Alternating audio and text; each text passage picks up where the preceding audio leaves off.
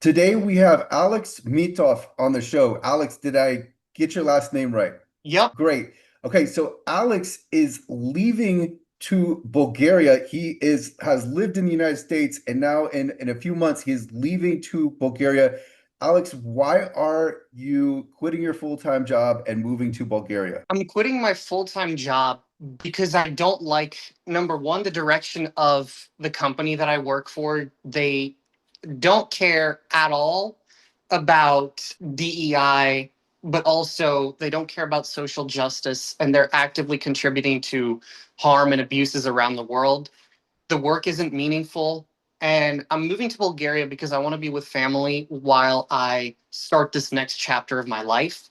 And I want to do something that's meaningful and actually goes about repairing this broken world that we live in. Obviously, I don't think that I can single-handedly fix everything, not even close, but I can hopefully contribute to the easing of somebody else's suffering somewhere. And that's what keeps me going in this cruel and terrible time we live in. Well, and you recently signed as a free agent with accessible.org. So you are going to be helping us with user testing. And we're going to talk more about the state of the world, the state of society. But before we do, I do want to help people understand how important user testing is and how it can help them. And let's start with this. Alex, can you tell everyone about your background? So, sure, my background is this. I was born in the United States to Bulgarian immigrant parents. And they had come here for opportunity, and I'm glad they did because it definitely taught me about the world. And of course, it means I was born in I, the world's most powerful country. Not the most moral one, though, but it definitely gave me an education in life. I'm glad I was born here. I went through a normal public school education, I guess as normal as you could be when you're blind. And then I ended up deciding to just move to a new city where I didn't know anybody at all because I wanted a change.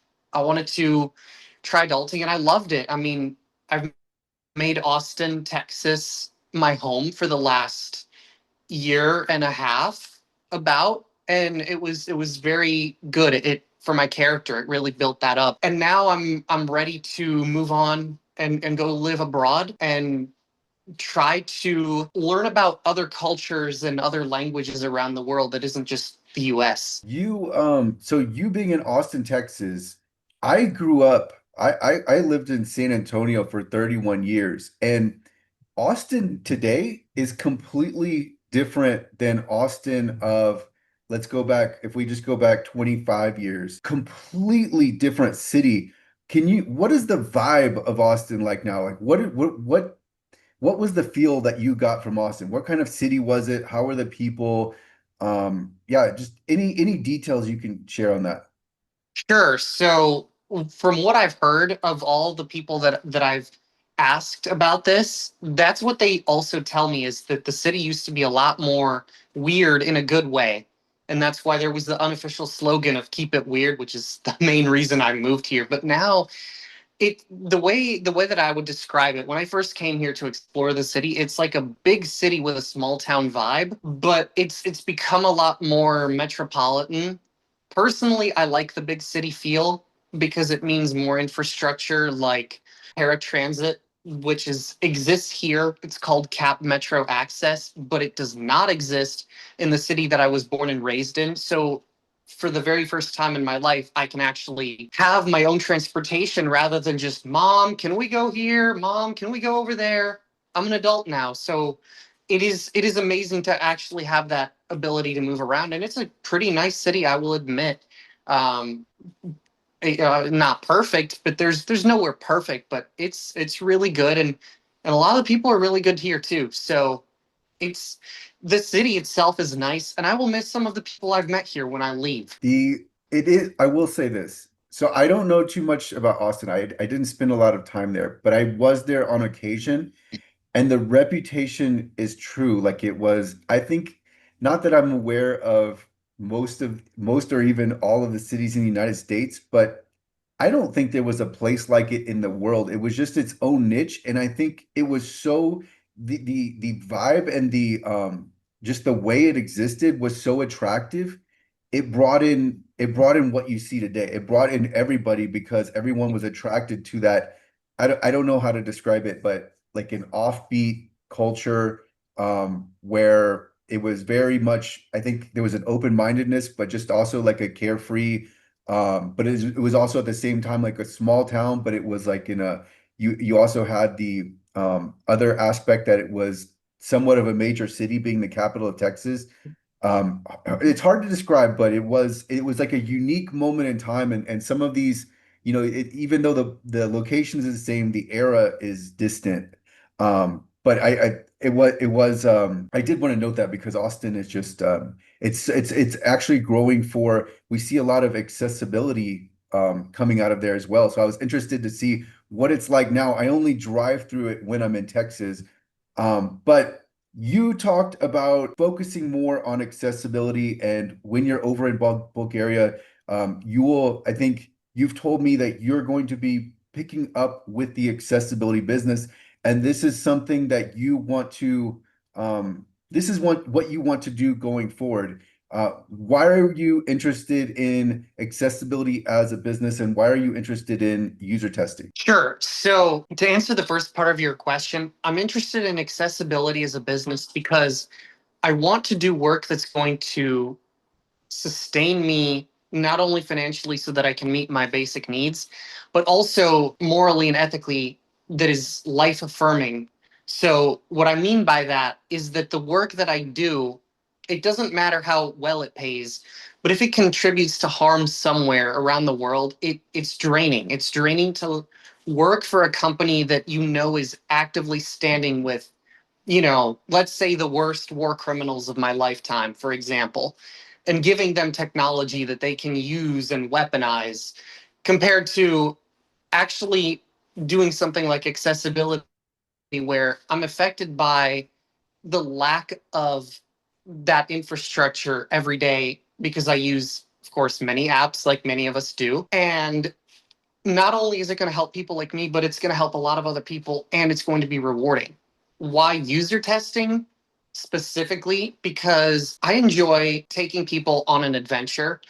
And the way user testing works, it's like an adventure. So you're going through an application or website or anything else, and you're basically documenting what you're experiencing, what you're expecting, what's confusing, and it you do it in a way where you're wanting the creator of said digital asset to make it better so that the next person who will follow you is going to have a much easier time and maybe even a much more enjoyable time navigating it and isn't going to be intensely frustrated with the lack of accessibility when everybody else around them can, let's say, use a particular app or something like that. Well, so you touched on my next point that I wanted to bring up, which is a lot of people, including people at digital accessibility companies, don't know the difference between user testing and an audit. And they often conflate the two, but they are two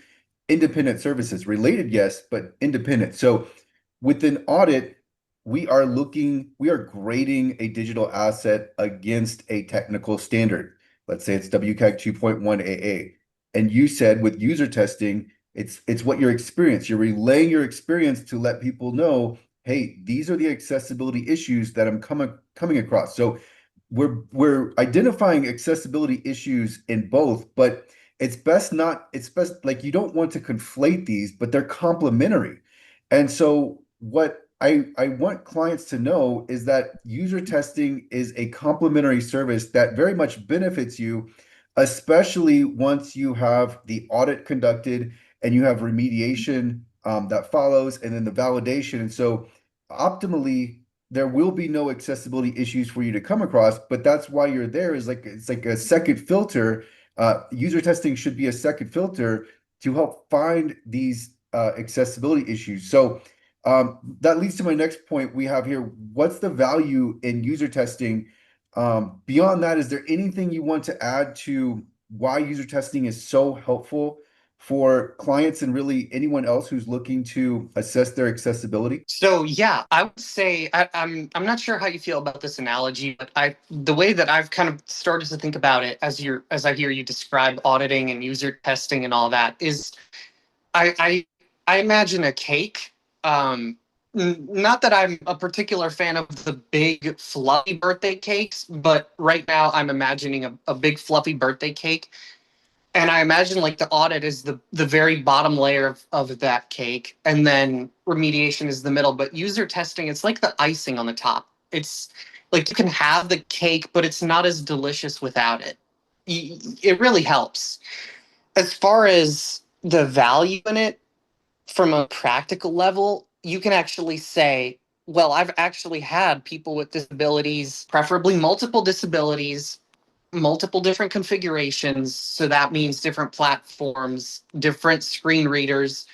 By the way, every person who uses a screen reader, they have different settings. So they're going to experience it slightly differently. But ultimately, you can say, I've had people who this is built for actually test this and show me that yes, we did a good job. We didn't just check a checkbox somewhere or get some certificate of conformance or this or that, but we actually did it. And someone who just encountered my app or website for the very first time, who didn't participate at the initial process maybe of auditing and remediating it, has said, oh yeah, this actually works really well. And they can then be much more confident that whenever this is launched into production, that everyone who uses it is going to have a much better time, rather than just, well, we conformed, but we missed some things, or this was confusing and it wasn't as well polished.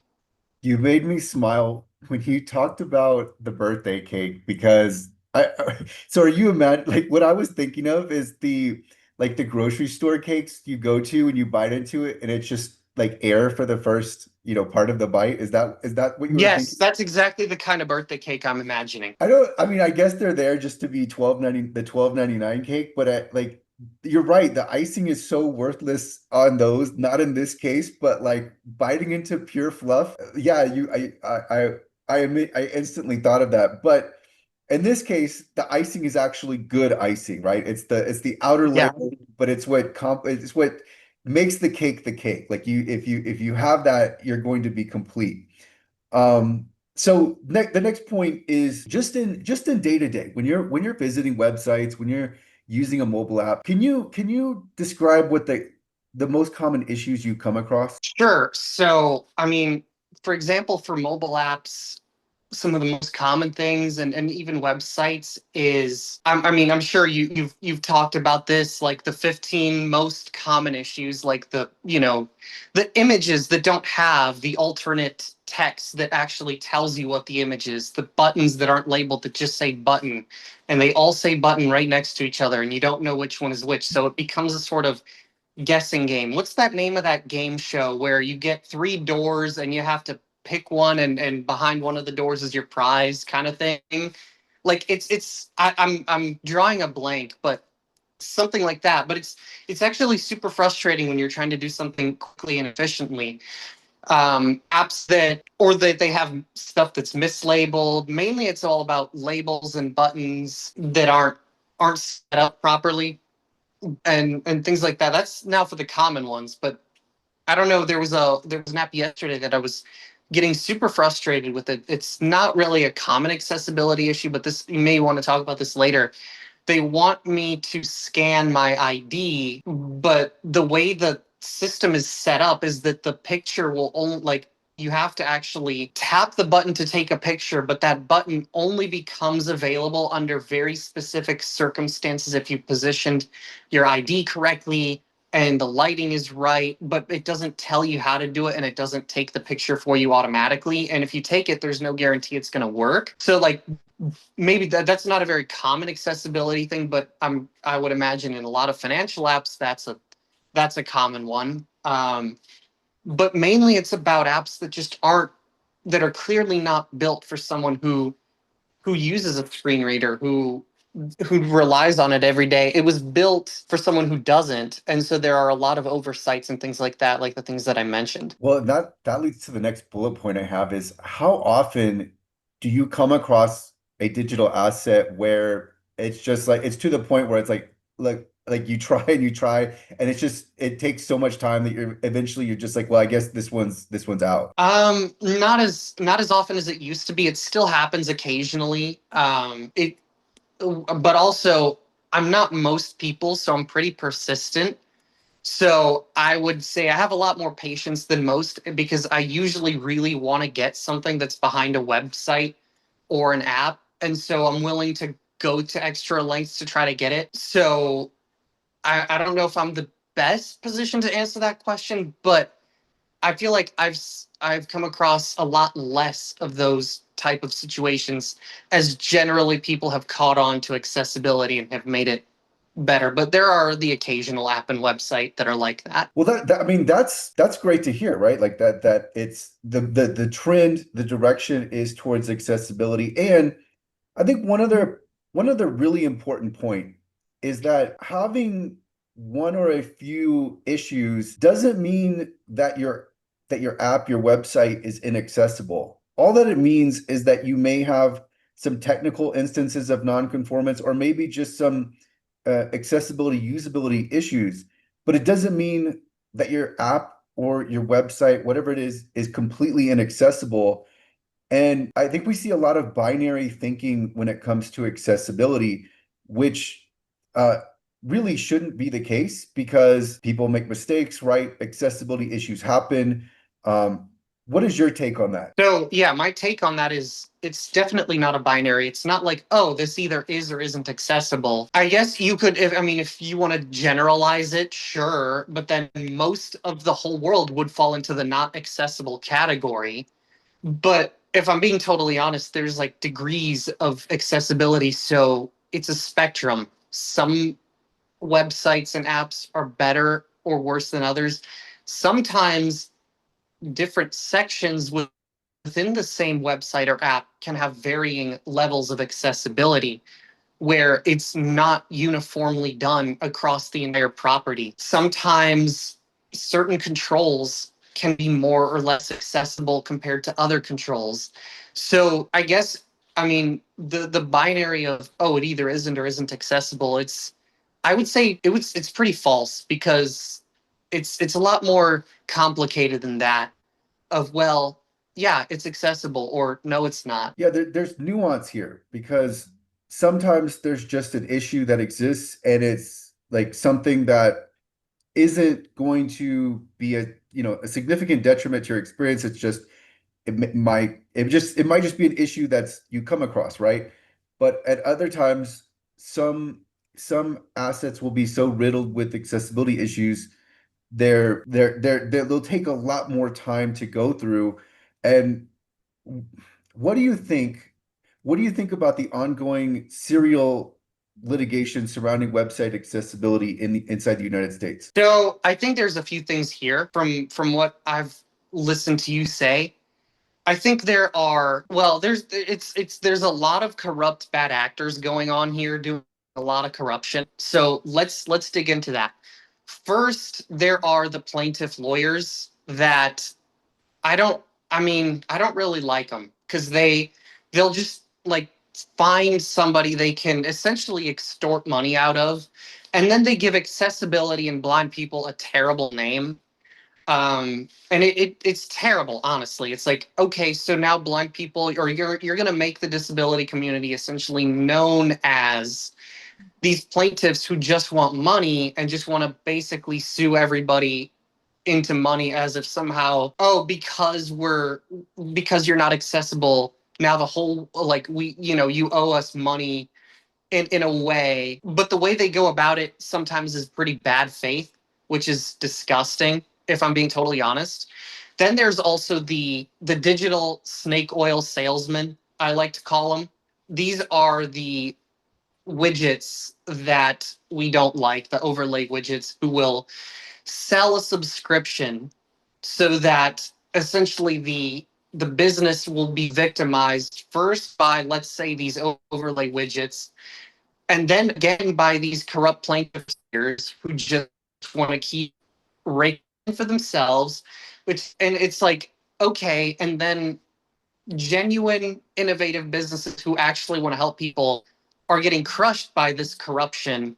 And so I think that the serial litigation, it needs to, I honestly, I want to see it stop, because far too many people are making too much money off of just corruption, honestly. Like, we don't have, we need better regulations and better definitions. We need more clarity. There's way too much fog, metaphorically speaking. And so that's why someone like Kris is taking that head on, and is helping the people, and the businesses set themselves up for success. And number one, not waste money on nonsense widgets that do absolutely nothing but claim to be all that, and then also can stand up to these lawyers in court. I mean, from what, Kris, you've told me, is that most of the people will settle, but I would love to see one of the, like, I don't know if this happens, but I would love to see some of these cases actually go to trial, and maybe beat the corrupt lawyers for a change. How do you feel about that? Well, it is, we see it happening like to some degree, and it's happening more and more. And there are some courts that are far less receptive to the complaints being filed, and they're recognizing the game that is in play. It's been far too long. I mean, what doesn't get talked about? We see the headlines, right? We see the stories, and like obviously, website owners are they're trying to figure out how do we stop this. But what is devastating to me is that there have been literally hundreds of millions of dollars that have been lost, and there has been, I don't know how much time, I don't know how much collective time that has been lost, and for really um, no net gain, right? I mean, yes, accessibility has furthered as a result of this, but it wasn't this, all this part of it, the plaintiffs' lawyers, they were never necessary for this to come about. And I mean, there could be I mean, if there was a few lawsuits here or there, that's like part of how, part of just how like the legal landscape runs. But what we've seen, what you've described, is a printing of money, and it's coming at the expense of not just large corporations, which I mean, even if a corporation has a lot of money, if something's fundamentally unfair, it's still fundamentally unfair. But not just large corporations, but mid-sized companies, small businesses, and solo entrepreneurs. And sometimes this is thwarting business to the extent that the business is no longer exists. And so it's a major problem, and it's been ongoing. And what's, I don't know, mildly surprising is that there really hasn't been a counteraction to it. It's still going on. People are still getting sued on a daily basis, and there has been no there has been no formal action, like no nothing coming from the Department of Justice, nothing from Congress besides, maybe the talk about it, but no like actually there's nothing that's actually been substantive that's come to counteract this. But even the fact that it exists, even the fact that some people are willing to do this, like you said, I think the word is disgusting. I think that's accurate. So, does that go ahead? I was also going to say that one thing you said earlier, that the courts are getting more receptive to the game that's being played here. Also, these, disgusting, corrupt, bad actors are giving genuine accessibility a bad name. So it sort of smears the reputation of people like me who aren't really interested in ripping off everybody around me for a buck. But that's the way that these people make it seem like. And so we need we need a sort of revolution against the system that doesn't actually care about accessibility but just wants money, but because they're smearing us too. the genuine accessibility providers. That's the way I feel about it anyway. I don't know. You've been in this fight much longer than I have. You've said it, what is it, 7 or 8 years now that it's been for you. Um, but that's kind of how I feel about it. Is I'm not interested in fact, I'm interested in fighting against a system where inaccessible apps and websites and inaccessibility, or the lack of accessibility rather, is being actively exploited but not actually being fixed, which then undermines the real legitimate efforts to try to fix those problems. Because then, let's say somebody's already been victimized by this corruption and they don't know any better, they'll think, well, yeah, you're another one of those corrupt accessibility hacks. Why should I listen to you when the last one was a scam or a fraud, or this or that? So that's another, I guess you could say, gripe that I have with the establishment, is that they give us a bad name. And I don't want that. Not in my name. You're not doing this. Yeah, when you have this type of activity that is there's so much negativity involved. That negativity can't help but spread to adjacent to adjacent entities, right? And so it just it creates this negative stigma and among website owners, and that includes thinking about people with disabilities. Usually, in the case of serial litigation, this is involving people who are blind or visually impaired. That stigma comes about when we're talking about website accessibility, because in the United States, website accessibility is very closely associated with lawsuits, which does not need to be the case and does not need to be the case for accessibility to actually come about, right? This can happen. And when we look at part of the problem is that there isn't a formal precedent. And this gets back to why I was talking about minor accessibility issues, because it does become very binary. The plaintiff's lawyers, if they find some accessibility issues and they have some technical instances of nonconformance, then they have what can appear like what they cobble together and present as a legitimate claim, even though they've done this same thing, thousands, hundreds, thousands of times already. That's what's missing is the formal precedent. But even if we have a precedent, the people that establish the precedent have to establish it in such a way that it doesn't give rise to the legitimacy of ongoing litigation, where it's like, I found an accessibility issue. Now I can sue you because your website, like, you forgot to do one thing, or let's say your designer changed one thing without you knowing. And so it's not like it is really not as simple as binary yes or no. There an accessibility issue exists or it doesn't.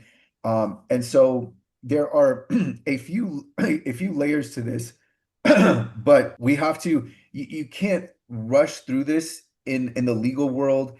And the problem now is all that's being rushed are the demand letters and the lawsuits. And when you do that, what happens is you have a tremendous loss to society and something that we're both working against.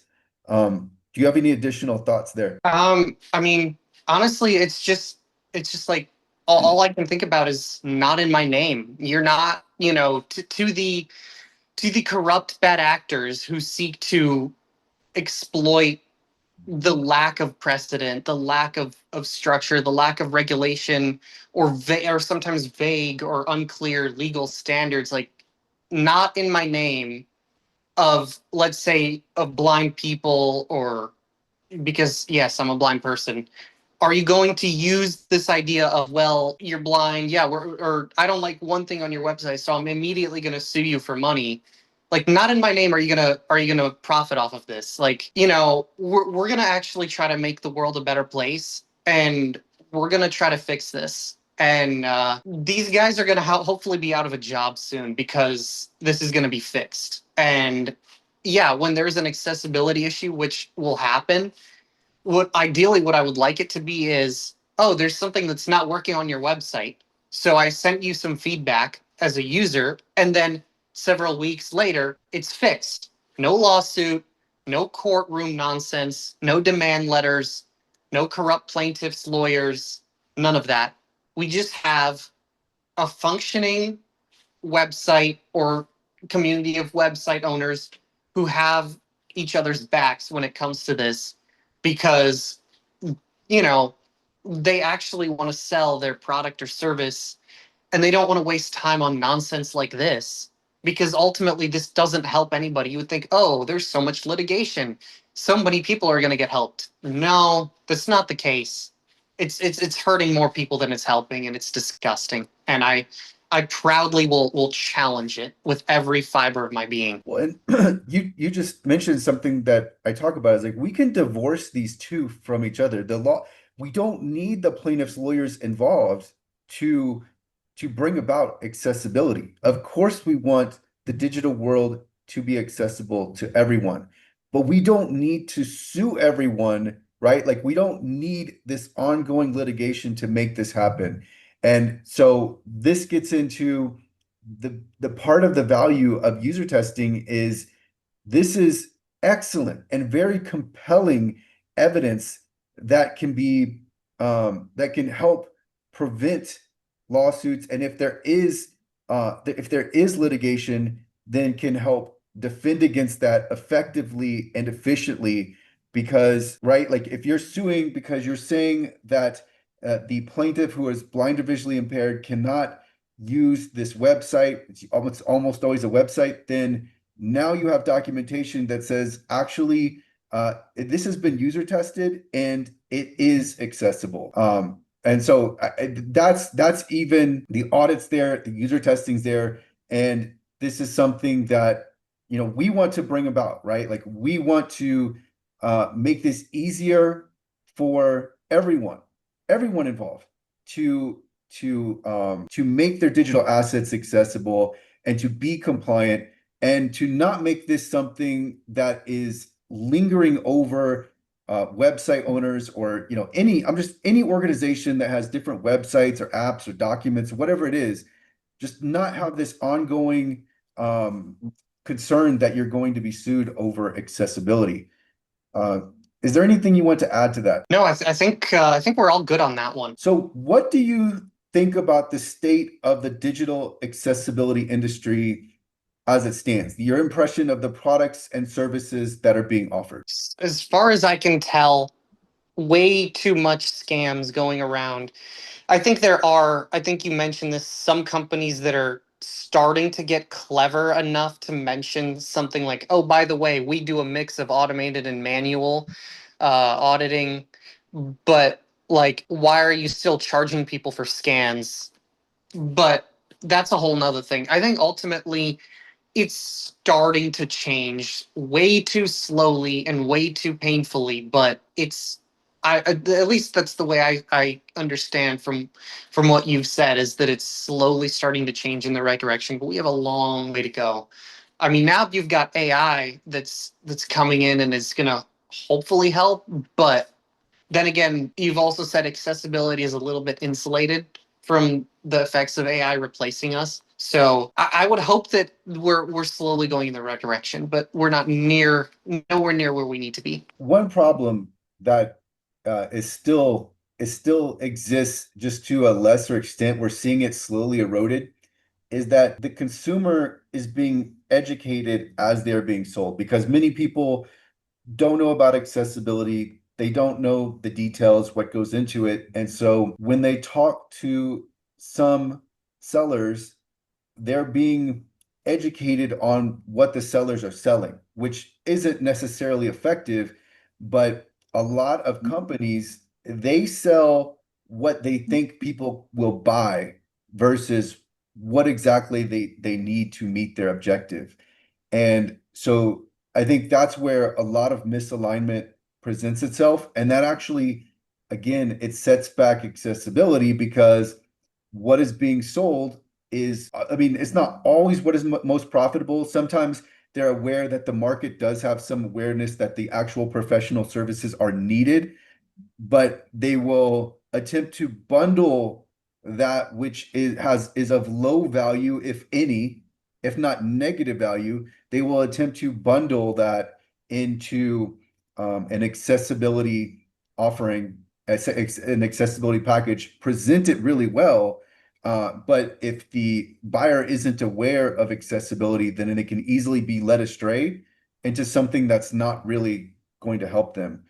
Um, and you talked about overlays earlier. I wanted to ask you, what is your experience with them? Like, I know you're against them, but like, why are you against them? What is it that is so bad about overlays? So, from an end user perspective, it's honestly like for me, I'll just skip over it because they don't really do anything. I'll just try to navigate the website without it. So I don't really interact with them much, but I will say it's kind of ridiculous that sometimes you'll land on a website and then one of the first buttons or links is to click here to turn on accessibility for screen reader users. I'm like, why would you have a website where you have to click to turn it on? Why isn't it just built in by default? It's like, for me, I don't really interact with them much, so I can't tell you, oh, well, it actually makes the situation worse or better in certain ways. I've heard that that's the case in some circumstances, that in fact it does make things worse. But then again, I'm just used to my own settings and my own setup, so I will just do that. And so I won't really pay attention to whatever the overlay is, and I'll just skip it. One thing that comes to my mind that with overlays that doesn't get talked about a lot is this idea of this notion, this concept of separate but equal.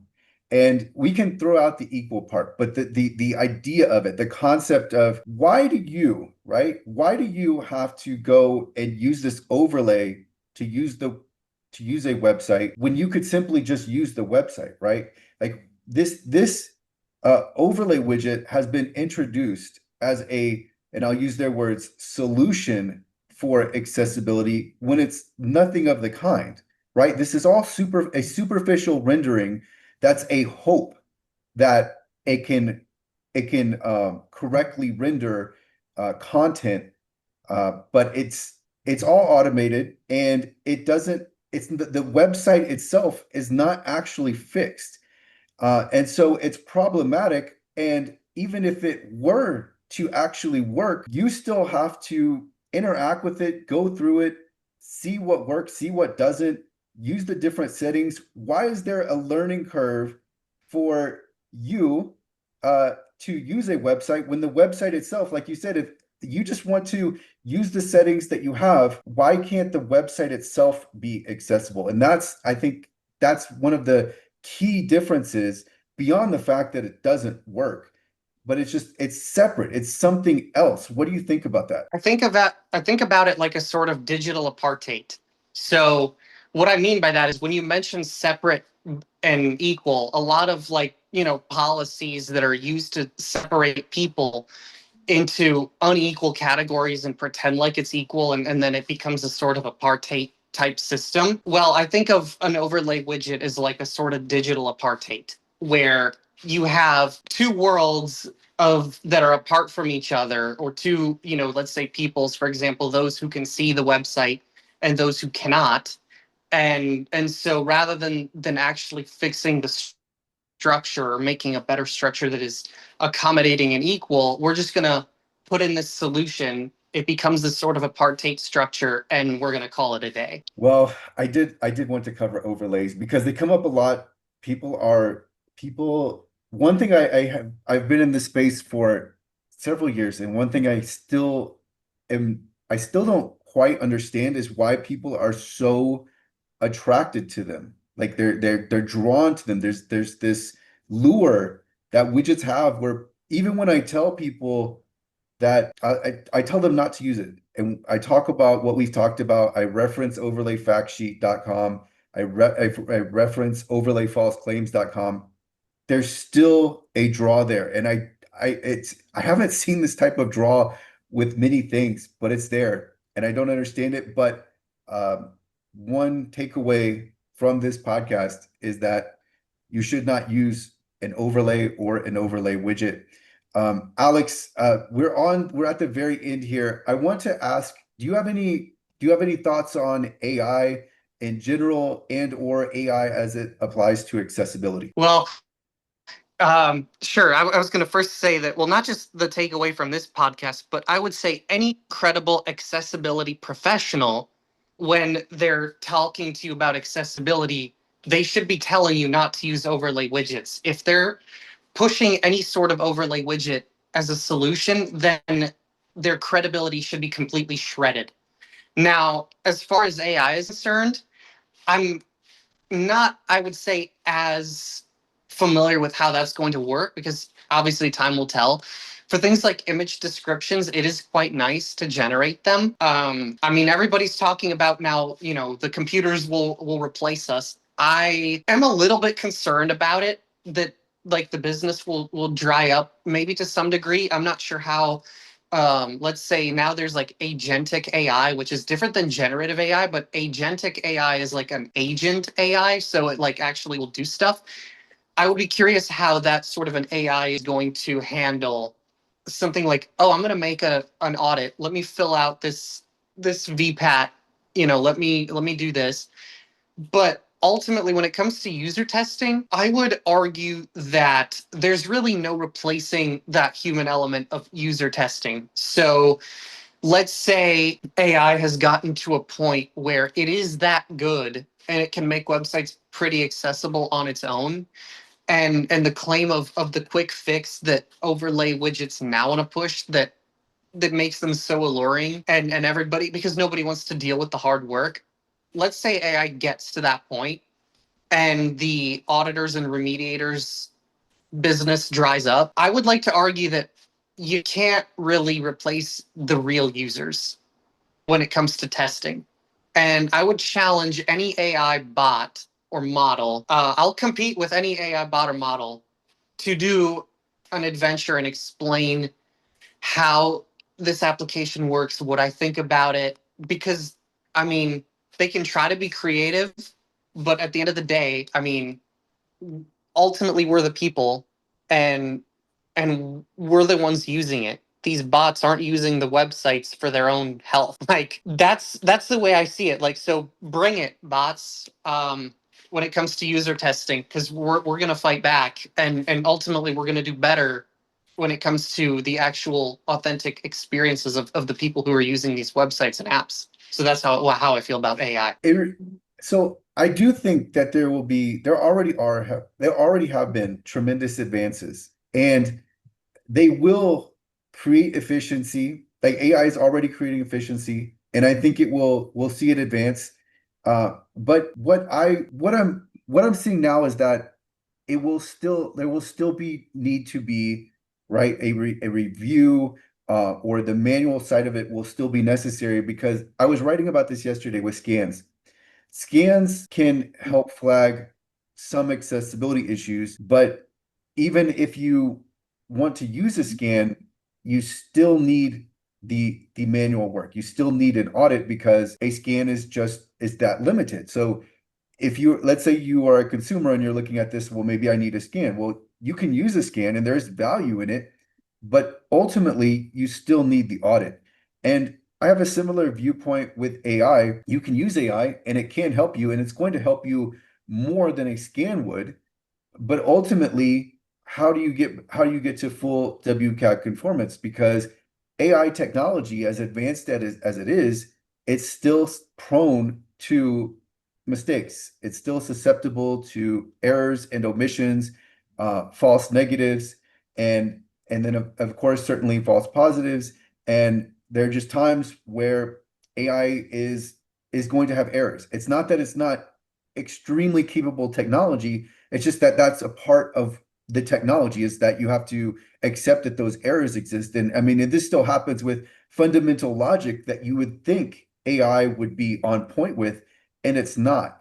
So, I mean, the technology is amazing, but even if we're using it, it's more for actually the service providers to be more efficient than it is for the end user because the buyers still need to reach their objectives. Most of their objectives center around compliance. Most of compliance comes back to WCAG 2.1 AA as the technical standard. So it's just it's helpful, But for a lot of people, like it might just be like a distraction rather than, the product that ends up helping them or getting them to full conformance. And with user testing, I don't think there's no there's no replacing it. That's the point of user testing is you have someone who is actually using the website, who has one or more disabilities, not just the website, it could be anything, any digital asset, but someone who is actually a user going through and relaying their experience. That's extremely valuable feedback. So it's that's how I view AI and accessibility. And um, if did you want to add anything to that before I ask the last question? I think we're good to move on. So I want to ask this last question, and we talked somewhat about this before the recording, but I wanted to ask you, uh, can you give us, you alluded to this earlier, can you give us a snapshot of your political views? Okay, so I believe in a cosmopolitan worldview where all people are equal, regardless of religion, ethnicity, where they happen to be born. I think we should have worldwide free movement type of an arrangement, something the way you will see in like the European Union, but maybe better. And I'm not interested in any sort of racial or ethnic or religious supremacy, or anybody committing any sort of genocide against a different group of people. Unfortunately, it's 2025, and those type of policies are alive and well. And so I'm very committed to actual social justice, not the kind that goes around trying to silence opposition to terrible policies by calling it hate speech, but actual reform that's going to repair the world and make it a far better place than we found it. So that's how you can sum up my political beliefs. Well, that is, I think we'll leave it there. That's all the questions I have, but I want to thank you very much for coming on, Alex. This has been a really good episode. So are there any final thoughts, any last thing you would like to say before we close? I would just like to say thank you for having me. I look forward to working with you on taking on the accessibility status quo and then trying to make it better. And if you're a future client out there, I look forward to helping you make your digital property all that much more better so that you reduce your risk of being sued by one of these corrupt lawyers. Yes, I mean, we're here to help. If anybody needs help with accessibility, if anybody would like to talk to myself or Alex, I will include a contact link in the description. And that's going to do it for this episode. Alex, thank you very much, and we'll talk soon. All right, talk to you soon.